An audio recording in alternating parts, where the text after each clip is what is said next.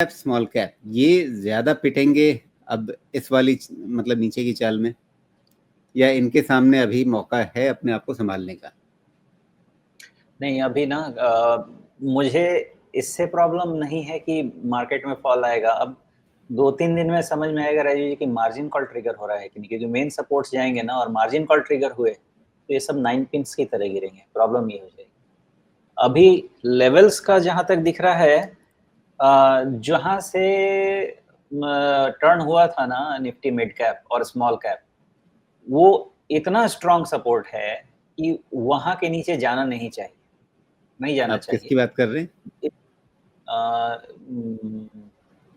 46,800 के आसपास जो लो बना था, जी। अभी 46,865 वाला। 28 फरवरी का जो लो है, आप इसकी बात कर रहे हैं?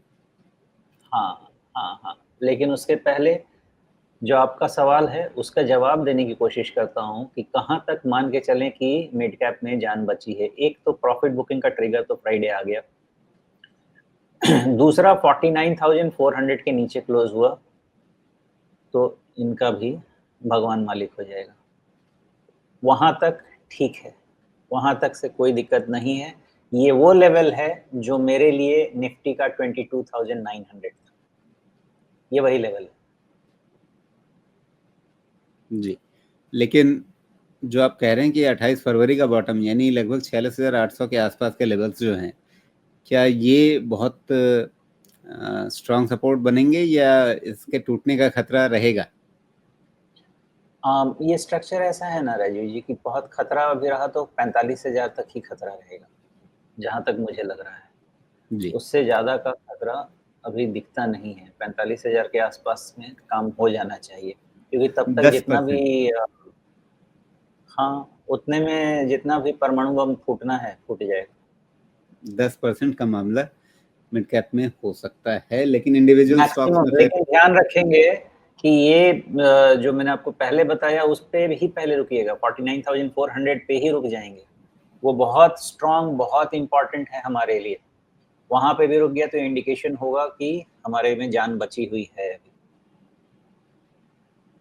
49,400 के आसपास आप कह रहे हैं कि ये एक लेवल है सबसे पहले जिस पर नजर रखेंगे। ठीक है, स्मॉल कैप पे निगाह डालते हैं। 3.5% पिछले दिन गिरा है, लेकिन कमोबेश चार्ट पैटर्न लगभग वही है। 50 डे मूविंग एवरेज को काटा है इसने, 20 डे मूविंग एवरेज के आसपास बंद हुआ है। यहाँ पे अगर आप देखें तो फरवरी का बॉटम जो था वो असल में 6 जून वाले पिछले साल के इलेक्शन जून रिजल्ट वाले जो 3 जून का ये है लेवल, उसके पास नहीं बना था, उसके नीचे बना था। जिस लेवल को आप देख रहे हैं अपने मिड कैप में एक अच्छे मतलब बहुत भरोसेमंद सपोर्ट के रूप में, अब लगभग ये मार्च 2024 वाला जो लेवल है वहाँ पे वो हाल में इसने रिटेस्ट किया था। क्या दोबारा वहीं तक?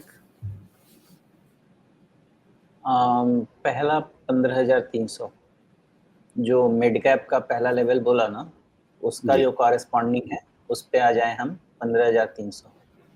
इसके नीचे क्लोज हो तभी फर्दर एनालिसिस पैरालिसिस शुरू करें, नहीं तो छोड़ दें। मैं लोगों को कह रहा हूँ, जितने भी निवेशक हैं उन सबको, अगर वो गया तो क्या करना है।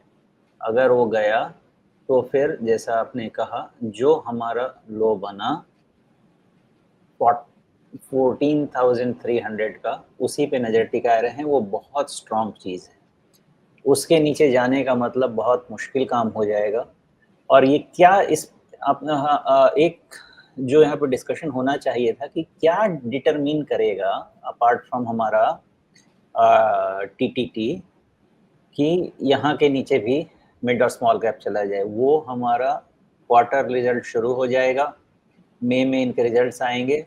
रिजल्ट में मुझे लग रहा है ठीक ठाक हम निकल जाएंगे।